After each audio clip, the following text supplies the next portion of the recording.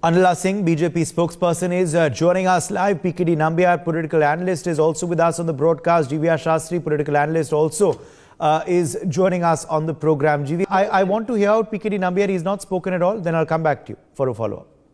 Well, Uday, the kind of tension or the concern what you, me, and the rest of the media is showing, that is somehow it's not at all reflecting the honors of the Congress party.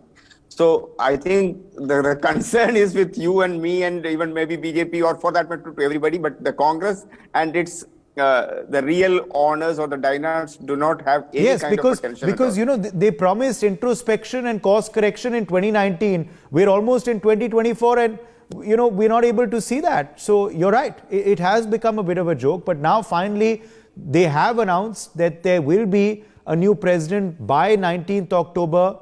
Non-Gandhi, Gandhi, who do you expect? PKD Nambiar, and what are the dynamics? Suppose a non-Gandhi does become president if Rahul is insistent that he doesn't want to become.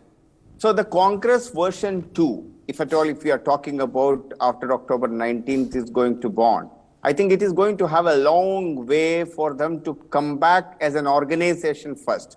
Forget about the electoral victory, forget about the electoral, any kind of a successes. That is something which is not even somewhere in, not even anywhere in close to, you can't even find anywhere. Even they might be losing in Chhattisgarh and Rajasthan, which are the two places which they really left.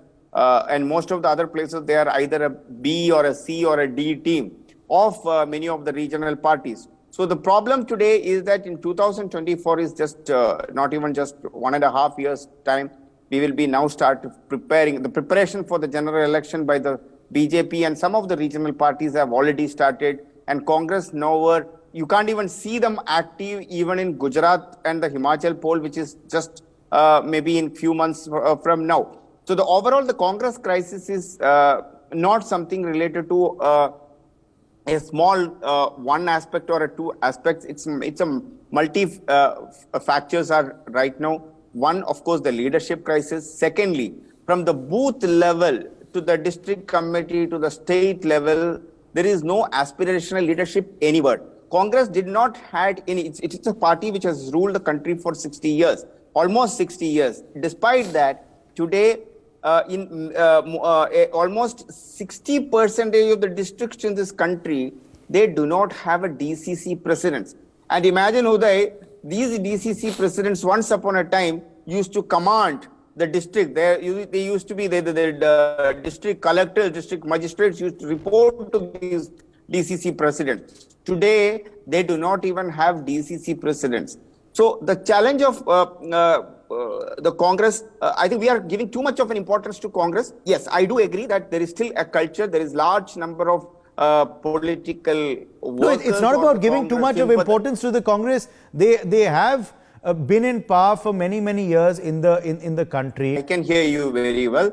Can you hear me, Uday? Yes, now we can. Well, I'm saying that the Congress over the years have been like accumulated a large amount of fatigue, or you can call it like something like an attitude of a different kind of a culture, which wherein this, for an example, this G23 leaders. The G23 leaders, out of the 4 or 5, rest of the people can't even win forget about election, even a municipal corporation election or a panchayat ward election.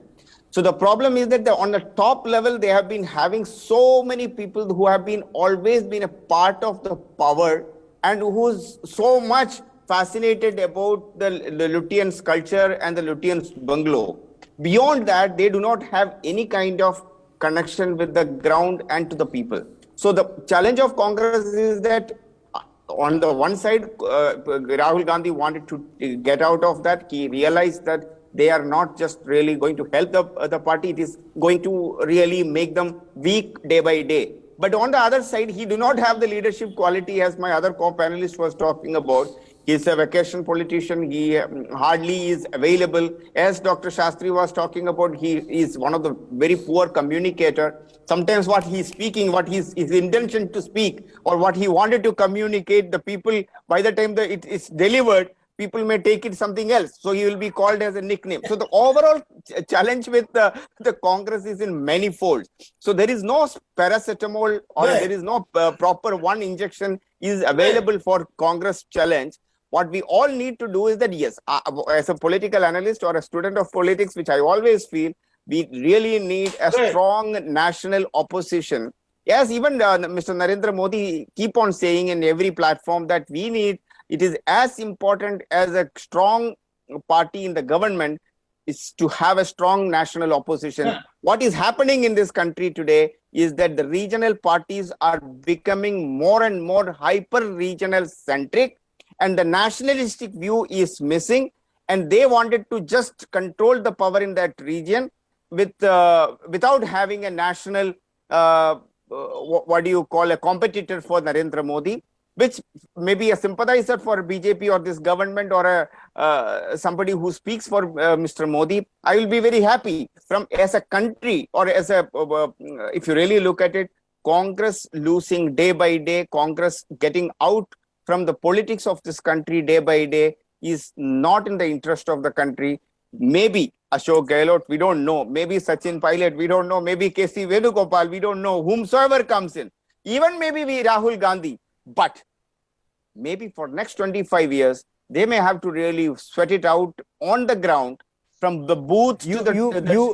I'm going to have to leave it at that. My thanks to all of our guests for joining us.